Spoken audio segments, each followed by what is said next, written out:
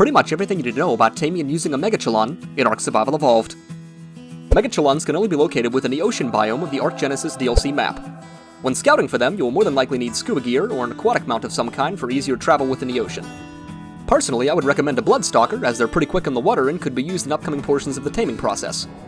Basilosaurs are also a pretty good choice due to their stun immunity from the electric eels. Megachelons can spawn pretty much anywhere within the ocean, but are oftentimes found more towards the surface than in the depths. Sometimes they'll even walk up onto nearby landmasses to sunbathe and contemplate life's many mysteries. If you're having trouble locating them, just smell around for the aroma of pizza and Splinter's crusty sewer tank to bag yourself a turtle rock!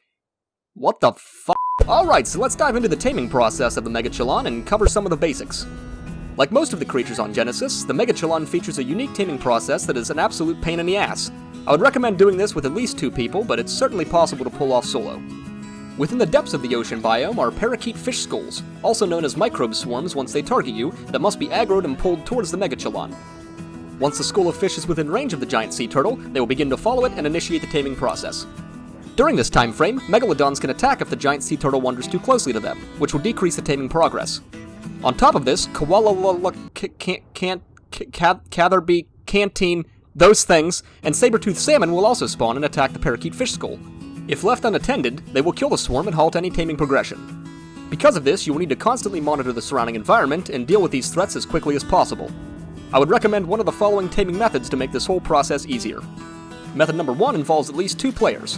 One player should use a Bloodstalker feeded to melee damage to grapple and kill any saber-toothed salmon or koala that spawn nearby. The other player should be on an aquatic dino of some kind that can quickly kill the Megalodons that spawn.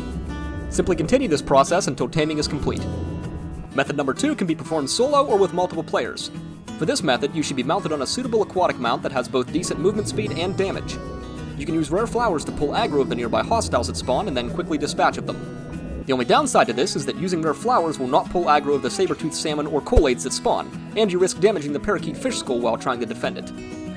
And finally, method number 3 is to use scuba gear and a harpoon gun or a crossbow with arrows to guard the Megachelon during the taming process.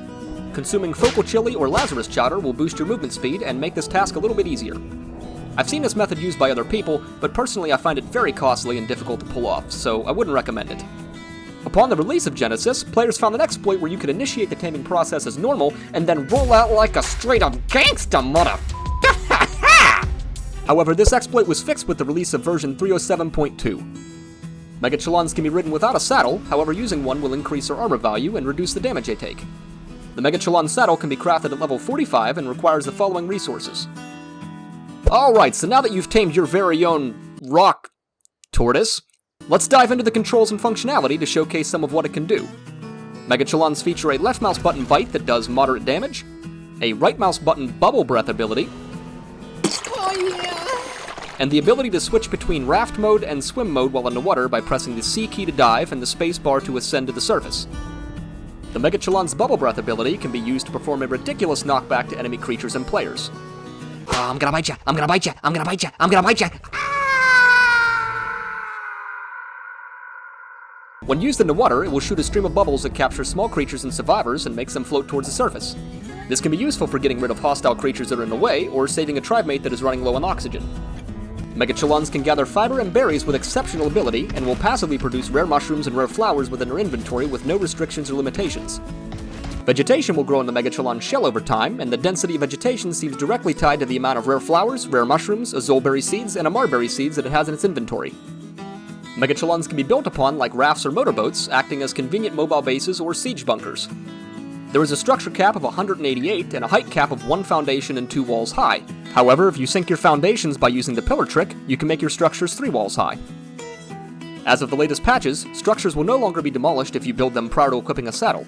However, once the saddle is equipped, it cannot be taken off if there are any structures placed. When the Megachelon is submerged in the water, it will release tiny air bubbles from its shell that constantly supply nearby survivors with oxygen, making long underwater journeys possible. Just make sure that your other passengers are sitting on chairs or benches, as they will be knocked out of any structures otherwise. Megachelons can achieve extremely high amounts of health if feeded correctly. In fact, their health pools can reach some of the highest in the game. They also feature some damage reduction capabilities, however their armored areas seem very random and unreliable. For instance, parts of their shell offer a decent damage reduction, but other parts take full damage. Their legs and head also take full damage, however their underside takes reduced damage, so I don't know what the wildcard was getting at here. They also take 4 times damage from enemy turrets, so I wouldn't recommend using them to soak enemy bases. I've seen some structures people have built on the back end of the shell that seems to sometimes work at reducing the damage, but it's just not worth it in my opinion. So with all this information in mind, what is the Megachelon's main use? Aside from sparking my need to build a Dr. Evil-style underwater base surrounded by sharks with frickin' laser beams attached to their heads.